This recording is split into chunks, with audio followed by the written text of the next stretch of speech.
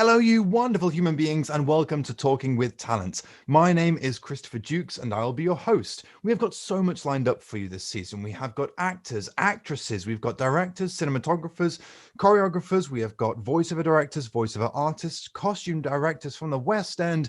We have got everything you could possibly want to listen to right here on Talking with Talent every Thursday. Let's get into it.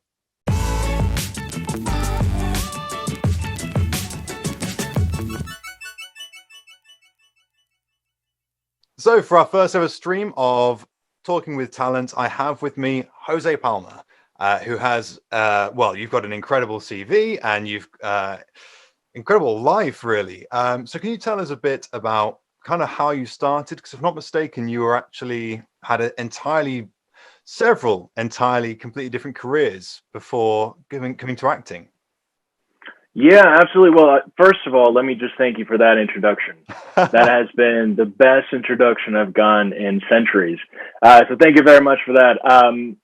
It's when it comes to acting, I started a little bit later than everyone else. I got my degree in business administration, and I worked for Western Union and many other companies for the longest of time until I realized that I am best in front of a camera. Or at least that's what I think in my head that I am. But I wanted to give it a try, and I did very, very late because I noticed that here in the UK, for the most part, people start very young. Before they're early 15s or 17s, they already have in their head that that's the kind of career they want. Whilst me, I started like around 25, somewhere around there. So very late in the game. But yeah, and here I am, many years later. And already making your mark. I mean, you say that, but I think, if I'm not mistaken, Morgan Freeman was 60s, 50s, later around life. there. And he used to be a bank manager or something to that extent, and then took the world by storm, National Treasure, and all that. Well, that's a very lovely comparison. Well, exactly. I will definitely try my best. I don't know if I will reach those levels, but I love this industry, man. This is one of the things where I decided to leave a life that many sort of see a comfortable life, in finance, and to really get into this sort of industry because I love it. This everything about film, theater, TV, voice work, everything that sort of connects acting is just so fulfilling for me. Yeah. So, I'm ready to do this for years to come, my friend. Years to come. Absolutely. And so, as you already said, you worked over, did you say Western Union, was it? Or yes, Western Union. Yeah. Most of my career was in Western Union. Yeah. So you actually lived over in the States for the sort of first start of your life, as it were? Yeah. So I was born in Costa Rica, San Jose, Costa Rica. And then I moved to Florida, the United States. So I lived most of my life there. That's why I have this accent. It's a little bit, it's really funny because I first arrived and everyone sees me and obviously I look very Latino. And then once they start talking, they go, oh, American. I'm like, oh, no, I'm not American. Well, technically I am, but I'm not North American. Yeah, full nationality. Almost. But it was the accent that I guess a lot of people threw off because I guess a lot of people saw me and I guess because they haven't met many Latinos, they kind of go, oh, he must talk like this because he's a Latino, so obviously he's gonna have this kind of accent, And then once I throw the American accent, they go, oh wow, you're American, Yeah. But yes, I lived, to answer your question, I lived in the States for most of my life in Florida, in a little town called Fort Myers. Ah, okay. Yeah, I am aware of that place. Yeah. So how do you find the difference between the industry in the United States and the industry in the UK?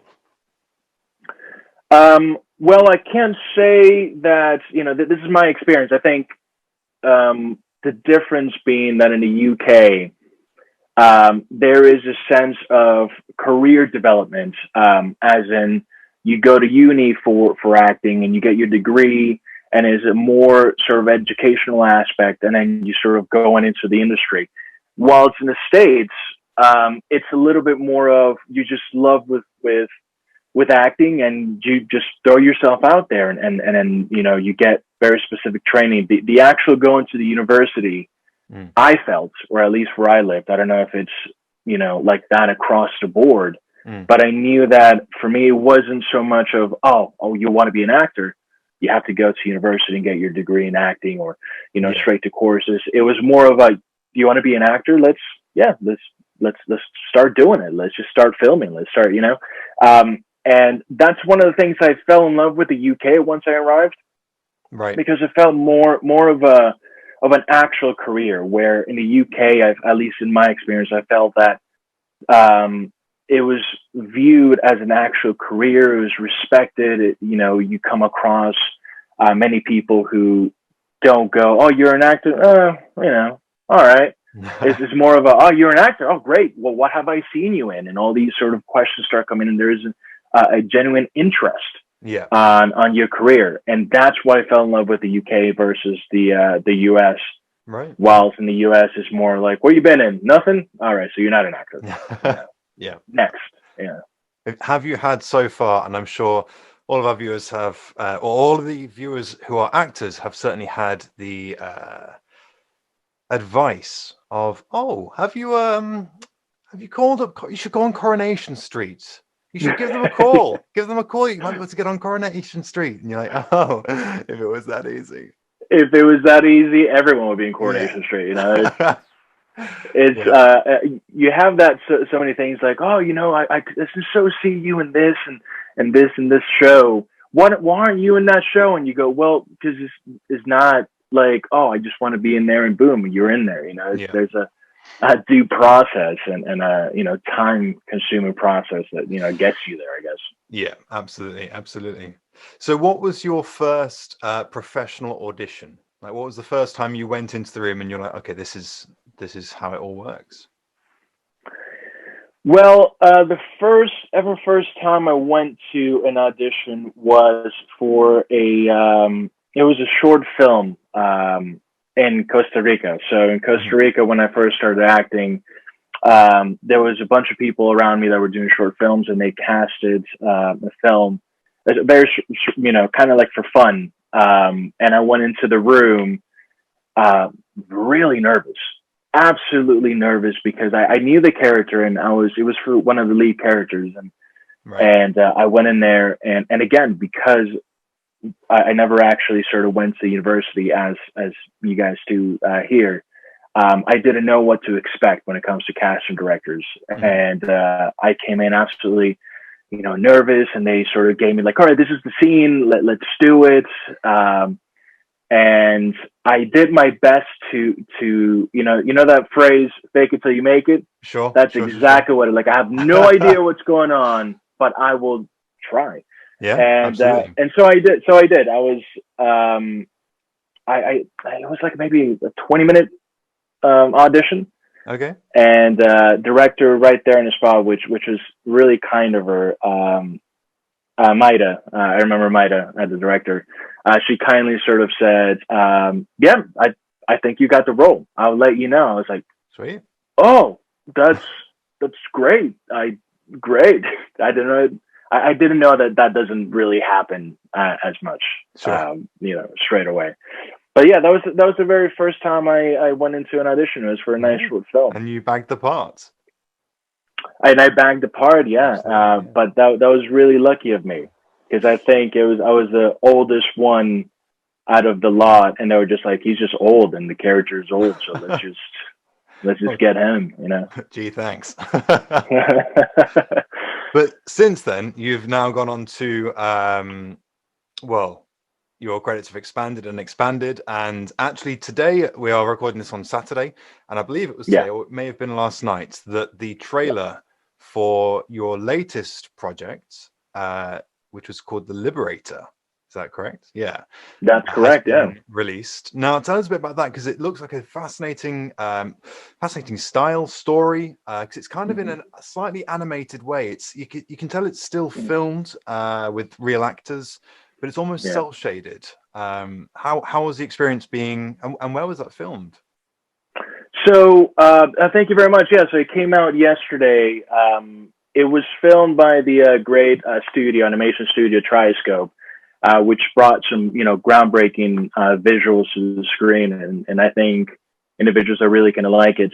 The story, The Liberator, sort of documents an epic story of the Army officer Felix Sparks, who led the 45th Infantry Regiment, known as the Thunderbirds, which is a group of very diverse sort of soldiers of Indian Americans and Mexican Americans into battle, 500 days of brutal combat that eventually led to the soldiers liberating prisoners from a concentration camp in Germany in April of 1945, if I'm not mistaken. And it was based on a book written by Alex Kershaw. And then later on, Jeb Stewart, the giant Jeb Stewart, sort of came in and adapted into this great story that you guys will be able to see on Netflix. And the director, Greg Yankaitis, which is a genius in my mind, he sort of brought us over to Łódź, Poland, and we recorded on a blue screen studio. So it was a huge, huge studio where everything was blue. Right. Okay. Blue screens, and we were on our soldiers, and we had this very specific makeup to allow us to have that specific animation look. And we filmed all of our scenes in blue screen, and we had to imagine the world on a blue screen. Yeah. And So it was fascinating. Sorry, none of that trailer was actually actual footage, as in on location. No, everything. Oh. The only thing that we saw was ourselves. That's very impressive. Because the scenery is stunning. It is. I mean, again, the animation studio Trioscope just blew me out of the water when I first saw the trailer, because they did a fantastic job. It's just one of those things. When I first saw the trailer, I texted Bradley James, one of the stars, and I was like, "Oh, dude, I'm blown away. I'm blown away by this, because it's so different than what you have in your mind. Again, when you're acting and you're doing the scenes, all you have is blue screen. And then you actually see the final product, you go, my imagination wasn't even close to how great this looks. It's they did a fantastic job to bring everything. I mean, all we had was sometimes tennis balls that we had to, like, in terms of eye line. If we had to look at something, we had to follow a tennis ball, or we had chairs that were all blue and things that were supposed to be, whether it's going to be rocks or whatever the case may be.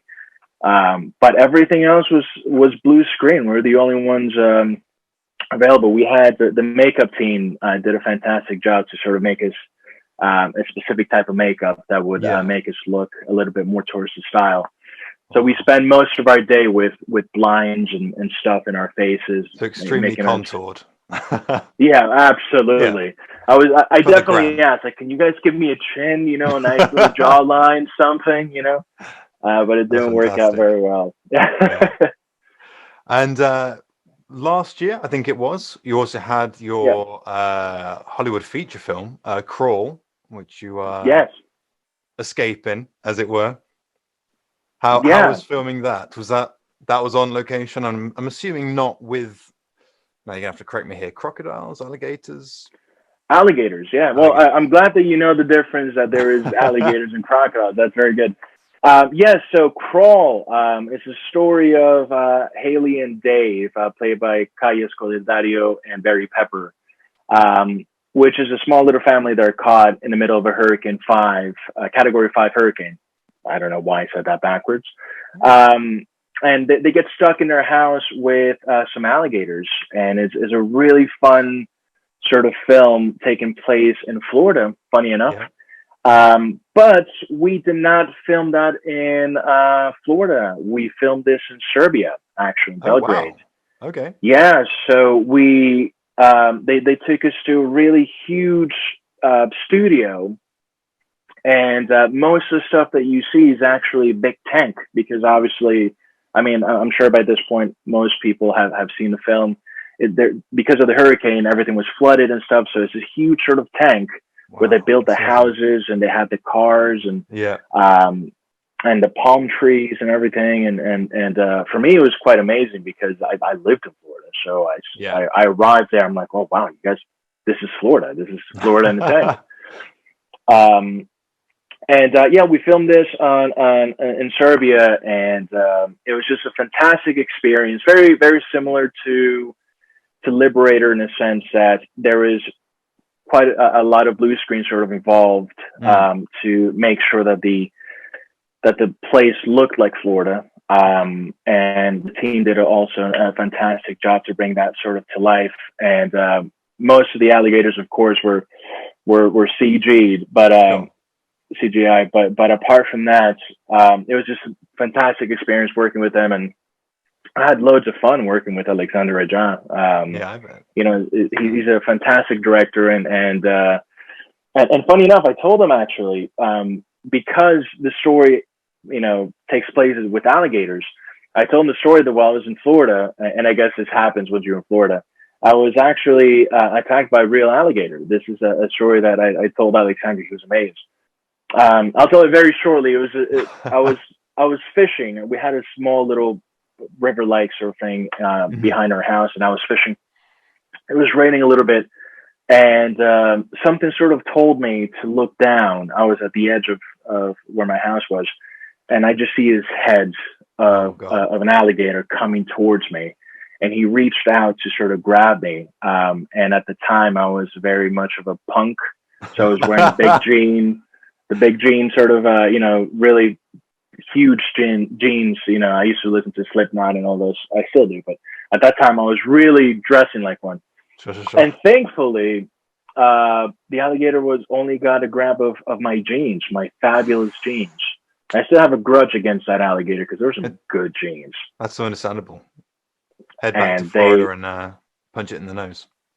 It hurt me a little bit. Yeah. And thankfully nothing really happened, but it was very, very close. Yeah. Little did I know that many years later I was going to film a movie about a very similar experience. Did you tell that story in your audition? Because surely that would have got you the part, if not. No, I didn't. I told Alexander the day that I arrived on set, whilst we were waiting to set up and everything, and he was just like, "Are you serious?" You know, and just so you know, I've got a bit of a phobia. Not sure how it's going to play into the film, but you can do something with it. It's fine.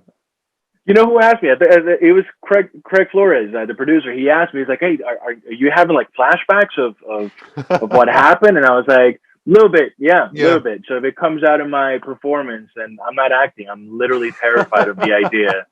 But it was great fun filming that film, and I'm glad that most people enjoyed it as much as I did. Yeah, no, that's fantastic. And no, we can't talk. Did you watch it, by the way? I haven't yet. It is on my watch list. Unfortunately, I haven't got Netflix at the moment. I tend to rotate through the big three, if you will. And when I've not got one, I'll get the other. And then when that runs out, I'll get the other one.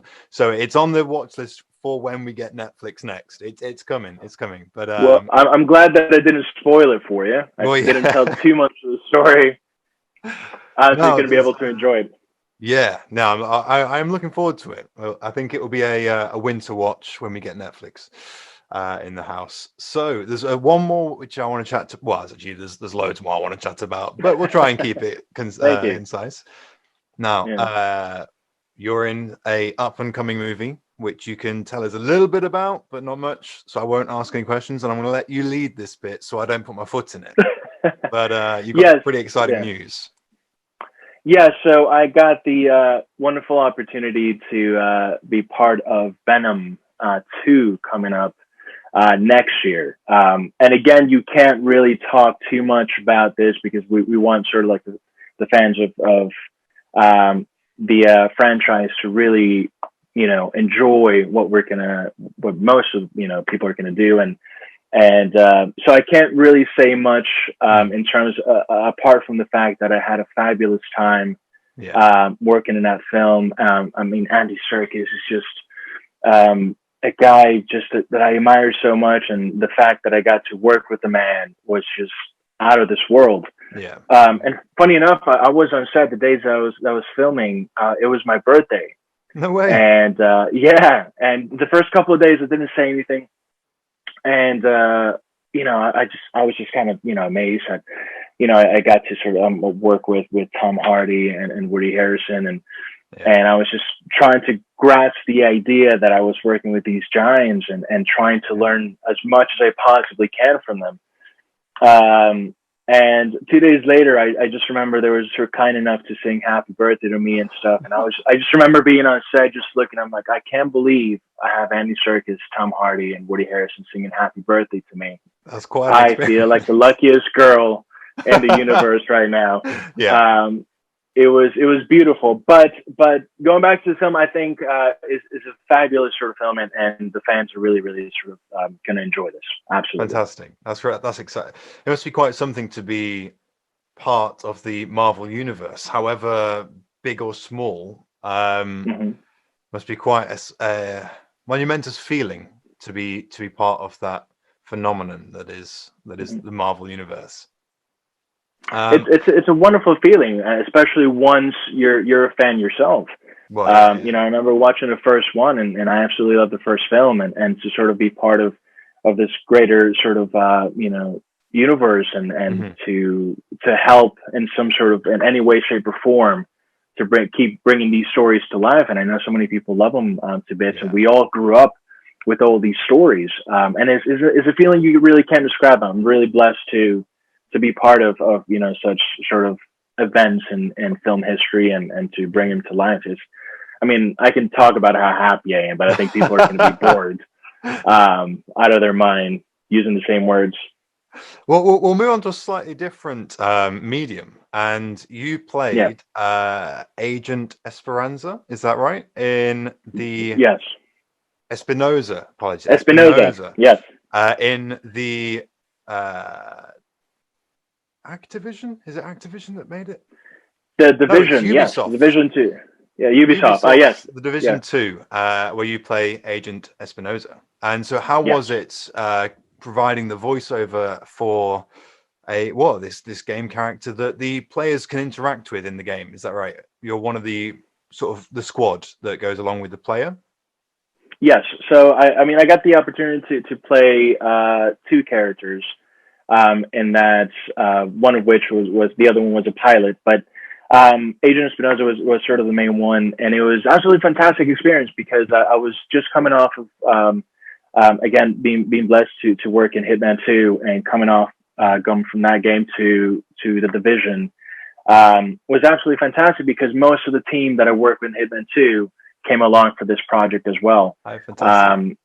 And it was just that family dynamic that once you brought in, and everyone was just willing to work and get the best out of you, and get the best results for the fans, was just fantastic to be a part of. Just sit there, and everyone was a team player. I think that was, for me, one of the things that I enjoyed the most. Everyone knew what they needed and what they wanted, and even if we didn't, it was a sense of let's sit down and just figure it out, man. And it was just fantastic to sort of, bring out this sort of player, and then for me, to be an agent in the Division 2 for me was just, again, fan, and I'm like, oh my God, it's one of those things that is really, really cool to be a part of. But yeah, we filmed it over, I think it was like around 6 months or something we recorded for this. On and off with the characters, and it came out fantastic. We got a few friends. I remember when it first came out, a friend of mine in the States sort of reached out to me a little bit after he bought the game. He's like, "Hey, mate, let me ask you a question. Are you in the Division 2?" And I'm like, "Why?" He's like, "Because I think I just heard you. I just don't know if that's the case." I'm like, "The fact that you recognize my voice, it is astonishing, first of all." And and he was just telling me how much he enjoyed it, and I think that's what I take from it, is the fact that whoever plays it, they're able to enjoy the full game. There's so many people involved to making that game fabulous, and amazing. So I think as a collective, we're all really happy that fans enjoyed. Yeah, absolutely. And so moving kind of slightly to a different topic. You're heavily into photography as well. I do my best, sir. I do You my do your best. best. No, you've got a beautiful style that you've created and nurtured. And so, Des, how did you start in photography? Was that before acting, after, or a result of? That was before acting, actually. So I knew when I was a kid, I knew that I always wanted to do something creative. I just didn't find until later in life that it was going to be acting. But I started sort of dabbling with different creative worlds. For example, music. I was in a band for a little bit in my youth. And then photography just sort of came out as a hobby between sort of job. So I came in and I started with music, and I kept going with the finance world, and photography was just something that I could sort of do on the side to keep my brain going and my creative juices going to create something and to work with people. I've always enjoyed doing portrait photography because I get to work with amazing individuals and get their story and then hopefully capture that story into a photograph.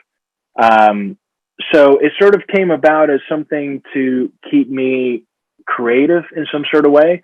Yep. And over the years with acting, it has been, if I'm not acting, I want to do something creative, which is later, photography. And, I've been able to meet incredible people here in the UK that I can capture and hopefully tell a really nice story with that picture, make them look really nice and good looking.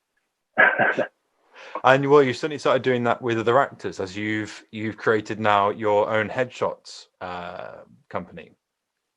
Yes, yeah. So Meliora Photography is something that I try to bring because, I guess for me, hearing other stories and meeting other actors and a little bit learn their experience and hopefully be a part of their, career, because I think headshots play a very important, role in our story and in our careers.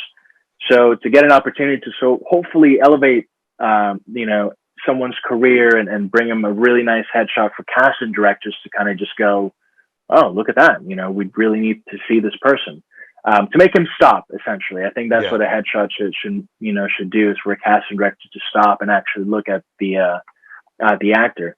And to play a part in that, I think is a really nice feeling. And obviously working with actors and all that is fantastic as it is. You get to hear so many stories and you get to learn a lot. Actually, I've learned quite a bit from other actors to kind of just hear, their experiences and what to do and what not to do. And quite often I find myself like, oh, you're right. Maybe I shouldn't have done that when I was on set, one of those things. But it's great, man. It's great.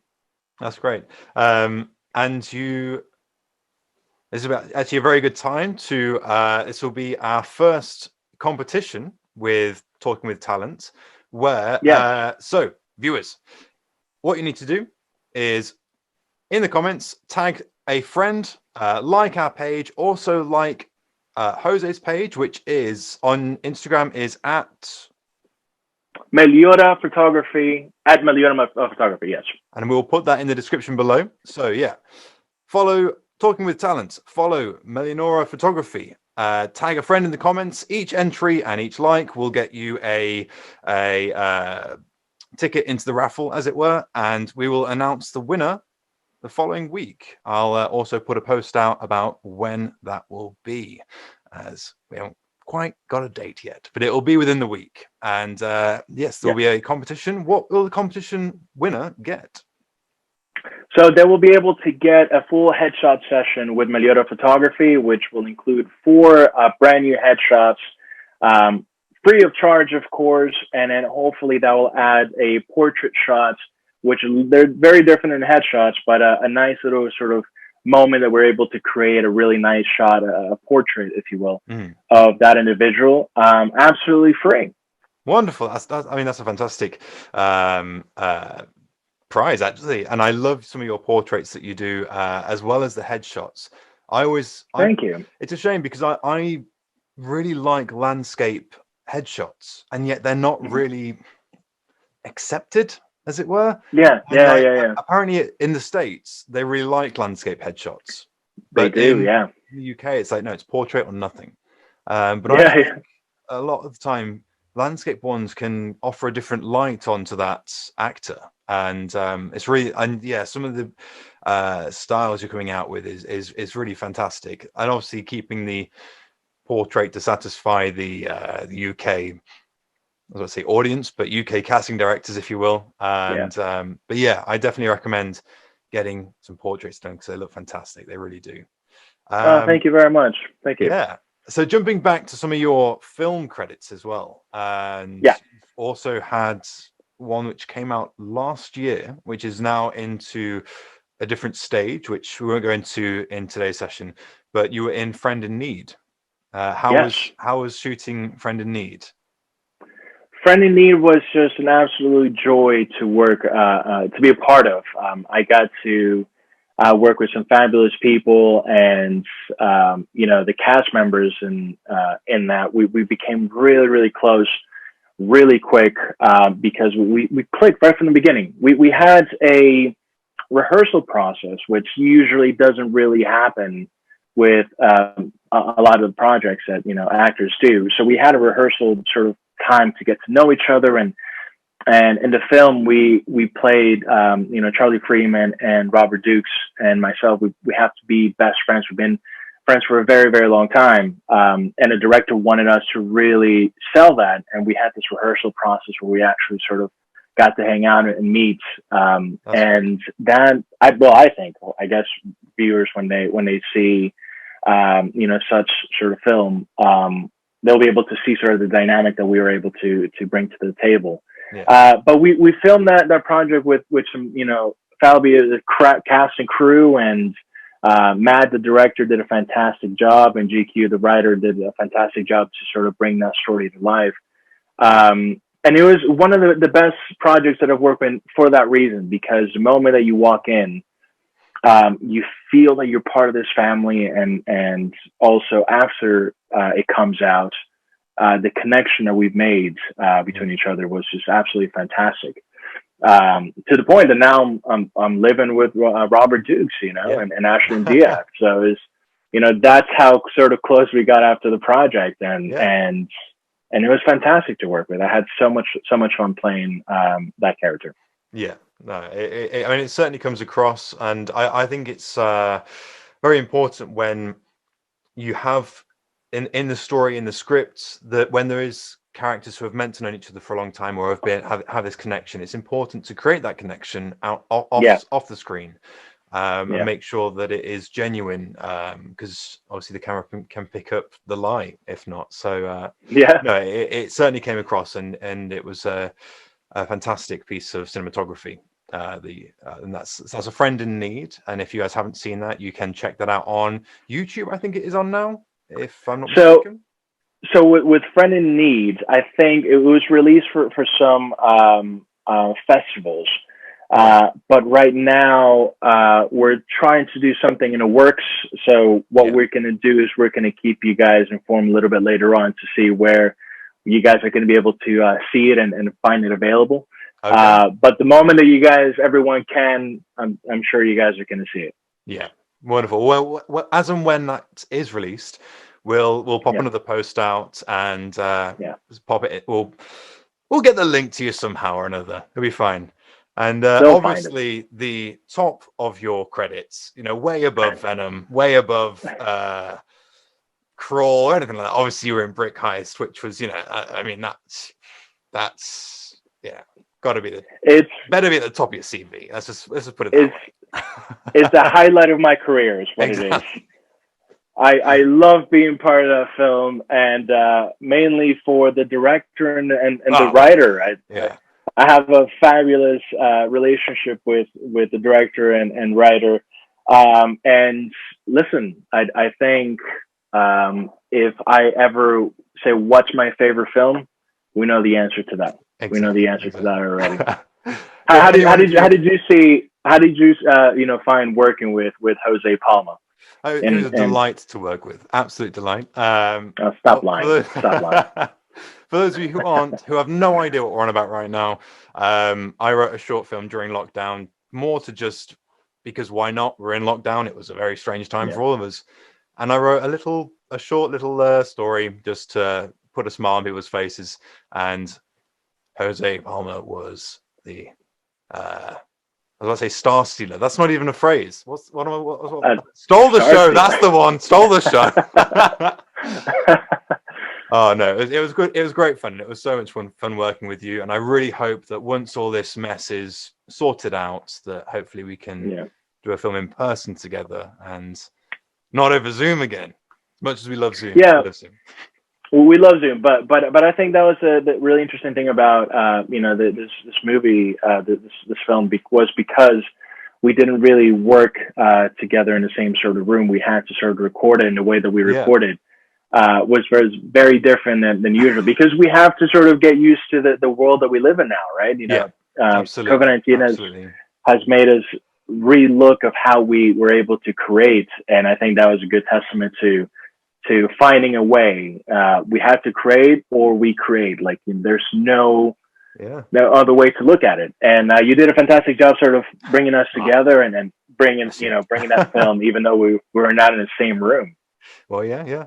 So speaking of some of your, do you have a go-to actor or actress or creative who is your inspiration? Like, a lot of people will watch, for me, for instance, if I want to create a fire under my butt, as it were, I'll watch something like a Marvel movie. Now that gets me fired up. But then if I want something that I want to learn from, not that you can't learn from the Marvel movies, because I think they're fabulous and some of the performances are outstanding. But when you take stuff like, for a lot of people, Taxi Driver's up there, or Drive with Ryan Gosling, I believe it is. And you watch those sort of movies to almost study the craft. Is there anyone that immediately pops to your head where you go, that is my inspiration? That person is like the Bible to me, as it were, Well, I have hundreds, to be quite honest with you. And the reason why I have so many, I don't look out to one specifically, is because I've found that there are so many actors that will always bring something new. I think every actor, regardless of the type of career that they've had, they have those highlight sort of characters that they just bring something magnificent. And there are so many actors where I can just go, well, this actor because of this actor because of this actor because of that. And for many, many different reasons, and the different types of genres that we have to bring, because that's another thing that for me I found fascinating as I got into the industry was there's different skills to different genres as well. If you're going to do a comedy, you really have to bring that sort of A game in terms of delivering comedy in such a way that works, and then you have that action aspect of it to really sell the intensity. And then, same thing with the horror genre, which I'm a huge fan of, and to bring that sort of, feeling to the audience. So I don't know if I would say I have one specifically, simply because I admire so many people. Do I have to give you one? You want one example? Yes, you have to. Tell me one. Meryl. I think, there's only one Meryl Streep. I was like, what other Meryl Streeps do you know? But yes, and the reason why she is just a fascinating actor to watch is because she changes. You know what I mean? Like, once you see her in a character, you don't recognize what you see in interviews or in award shows. She actually gets into that character so much. And she sells it for me. And I think that is the essence of what we're supposed to do. We're supposed to become these people and make you forget that we're actors. That, once you're set into that project or that movie, you're stuck in. You're looking at that character or that, person. Perhaps you're playing a person in real life. It's that sort of switch that if audience are able to sort of see that, and go, oh, I'm looking at that character. That for me is the ultimate sort of, thing an actor could do, and doing the job that we're supposed to do, which is making sure that they disconnect from the reality that it is that we're all actors. So for her, this is someone that I look up to, and I'm going to put out in the universe one day. I'll be able to work with this incredible soul and learn a lot from. But I think for her, she's definitely within the top of my list Yeah, fair enough. to Fair look up enough. to. Yeah. And there's So, many more. well, yeah, yeah. There Yeah. always is. I think it changes. I mean, I had one recently. We've started watching in the house. We started watching Deadwood, and All Brad right. Yeah. Dourif, who also plays Wormtongue in Lord of the Rings. For those of you who Yeah. haven't seen Deadwood, God, he's phenomenal, and he also He's a voices Chucky. fantastic actor. Yeah, he voices Chucky in the Chucky movies. Yeah. He walked onto screen and my jaw just dropped. Everything about it, I was like, I don't know how you're doing this. This is just beautiful to watch him at work. But yeah, it always seems to change. There's always, as you said, people that bring something else to the table or completely turn the table around with what they've previously done, and that's lovely Yeah. to see. Even to some extent, and it's I'm not going to say sore spot for some people, but like take Robert Pattinson going in to play Batman. Now, I think it's Hmm. brilliant because Yeah. he bless him, had a bit of a, well, people sort of said some cruel things about his career with Sure. some of the choices he did, but at the end of the day, he did a fantastic job at what he was doing. The audience of the Twilight movies were loved them. I've seen them. I've actually read the books, Hmm. and for what they are, like it's not my personal go-to movie, but for what they Hmm. are, he did a fabulous job, and for what was asked Yeah. of him, And there's at the end of the day, if he's done a fabulous job being an actor in a film playing a character, then what more can you ask? It's the same with Tom Felton, who plays Draco Malfoy in the Potter movies. Hmm. I remember he said in an interview, he made a child cry, just like this child walked past him in the street and they just burst into tears. And he said, he's Oh, like, bless him. kind of means I've done my job well, though. If that kid is so scared of Mm. me, he's like, that's somewhat of a testament, even though I'm sorry I made you Yeah. cry. And it's wonderful. Not the kid crying. It's one, Yeah. Anyway, We just want to clear that. Yeah. Yeah. yeah. Exactly. I'm not. I'm not in. Yeah. Anyway. So, and you're going right back to the beginning and just wrapping up as well. Obviously, the way you started out. What if you could give one piece of advice to any up and coming actors that might be watching today, or people considering getting into the industry? What would your advice be to newbies to the world of the arts? This piece of advice, the first thing that comes to my mind is something that another actor told me. And the reason why this has so much weight on me is not only do I admire this actor so much, but he's a testament to what I think people forget in the industry, which is you have to fall in love with the industry. You have to fall in love with film and stories. And what this actor, you might know him. He's an upcoming actor called Sam Rockwell. Oh yeah, You're seen him in a few little things, but yeah, he's listen. He's gonna shoot up. yeah, You'll see. Sure. But I had the blessing to sort of meet him, and he gave me one piece of advice, and he just said, "Don't stop acting." Right. That's it. That's all you have to do. Because at the end of the day, a lot of people are caught up into where's my career going in 5-10 years. They want to have a plan. They want to have all this, but that's not necessarily how the industry works. The industry, you have to be very patient, and I think when the moment is right, you will get that part that perhaps will shoot you to a position where a lot more people know more of your work.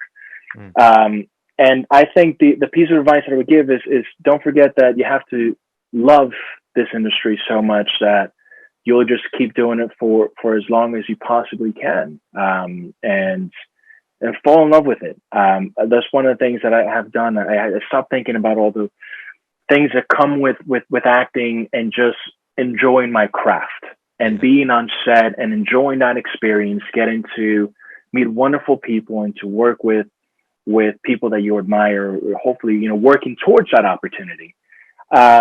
And just enjoy, because the industry will give you that opportunity eventually. It could be, a couple of months from now, it could be years. You don't know. Like we mentioned, this actor, I forgot the one we mentioned that started very late. Morgan Freeman. Morgan Freeman, yeah. So, or Christopher Waltz, and, all these amazing actors that perhaps we didn't know much of their work until their later years. And I think that's kind of what he was referring to, is that everyone will have their shot. If you want to think about it, whatever, whatever making it is for you, which is, if it's having this film or this project that will put you on, whatever map you want to be. Yeah. The industry will have its way to reward you. All you have to do is be patient and just love the moment.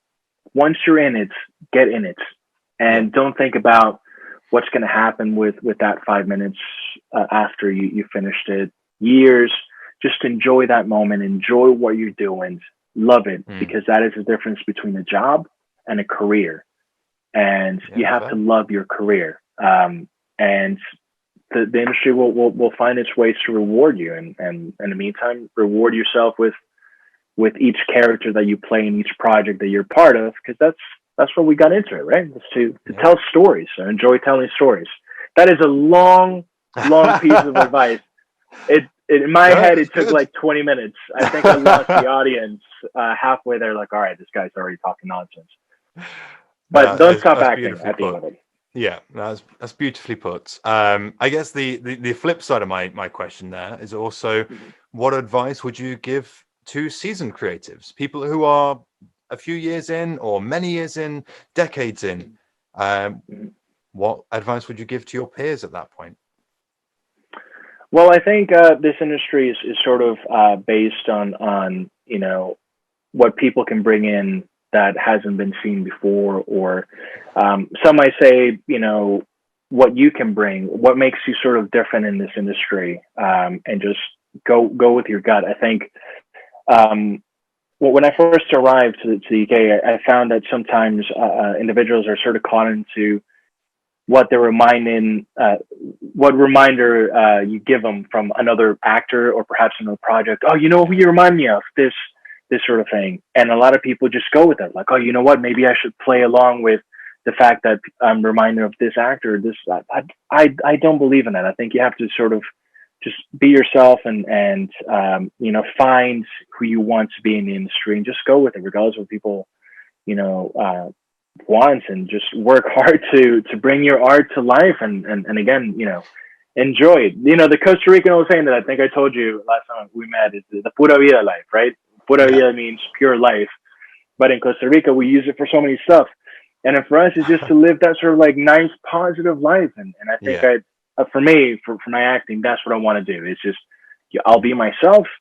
And I just, fingers crossed, it works out. And, you just keep doing it because you sort of love it. And I think that's what, I think the advice that I would give is just be yourself. And that sounds so cliche, doesn't it? Everyone sort of says it, but it's the truth. And there's a reason why people say it's because it's true. And we have to figure out after many years to kind of just go, oh, wow, yeah, I should have gone with my gut on that one. That's being myself in it. I apologize. I shouldn't, bring in my British accent, which is terrible.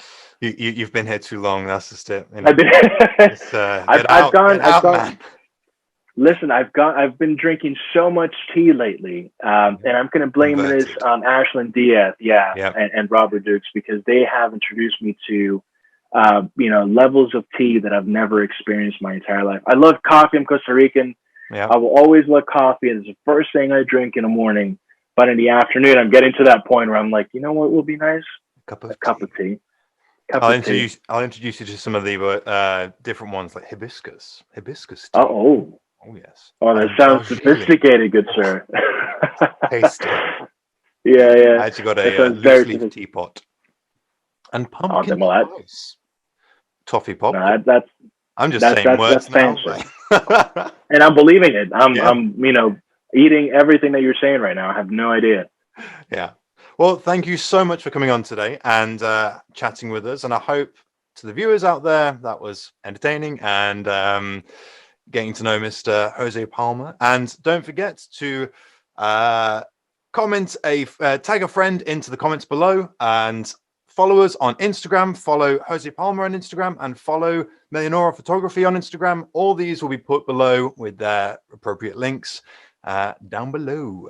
But yes, thank you so much, sir. And everyone out there, stay safe and stay creative. And we'll see you next time.